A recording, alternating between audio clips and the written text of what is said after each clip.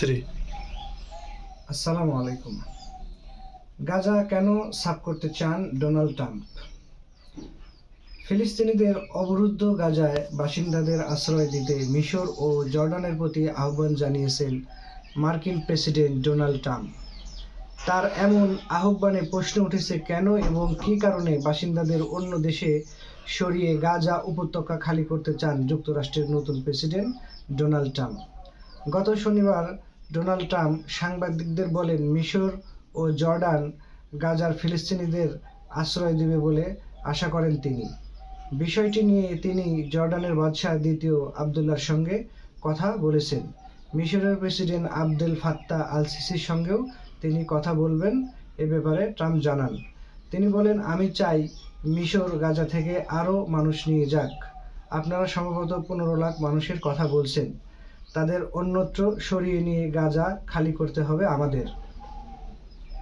জর্ডানের বাদশার সঙ্গে কথা হয়েছে জানিয়ে ট্রাম্প বলেন, তিনি বাদশাহ আবদুল্লাহকে বলেন, আমি খুশি হব আপনি আরও বেশি ফিলিস্তিনিদের আপনাদের দেশে আশ্রয় দেন, কারণ গাজা উপত্যকা এখন সত্যিকারের ধ্বংসস্তূপে পরিণত হয়েছে। প্রায় সবই ধ্বংস হয়েছে, মানুষ মারা যাচ্ছে। তবে ট্রাম্পের এমন মন্তব্যের তীব্র সমালোচনা করেছে গাজায় সশস্ত্র প্রতিরোধ সংগঠন প্যালেস্টাইনিয়ান ইসলামিক জিহাদ।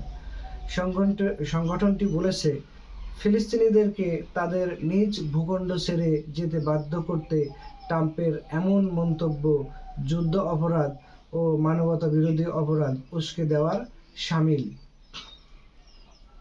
এদিকে ট্রাম্পের এমন মন্তব্যকে গুরুত্বের সঙ্গে নেওয়া উচিত বলে মনে করেন কাতারে অবস্থিত জর্জ টাউন বিশ্ববিদ্যালয়ের সহযোগী অধ্যাপক আল আরিয়ান। তিনি আল জাজিরাকে বলেন, যুক্তরাষ্ট্রের নতুন প্রেসিডেন্টের এই ধরনের মন্তব্য গুরুত্বের সঙ্গে নেওয়া উচিত, কারণ আমরা দেখেছি গত 1.5 বছর ধরে এমন দাবি তোলা হচ্ছে। গাজা যুদ্ধের শুরুতেও ইসরায়েলের কর্মকর্তারা যতটা সম্ভব ফিলিস্তিনি ভূখণ্ড থেকে ফিলিস্তিনিদের সরিয়ে নিয়ে জাতিগত নিধনযজ্ঞ চালানোর ইঙ্গিত দিয়েছিলেন।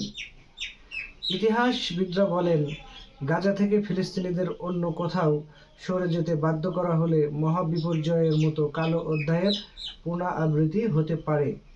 1948 সালে ফিলিস্তিনি ভূখণ্ড দখল করে ইসরায়েল রাষ্ট্র প্রতিষ্ঠার সময় লাখ লাখ ফিলিস্তিনিকে ঘরবাড়ি ছেড়ে অন্যত্র যেতে বাধ্য করা হয়। ধন্যবাদ।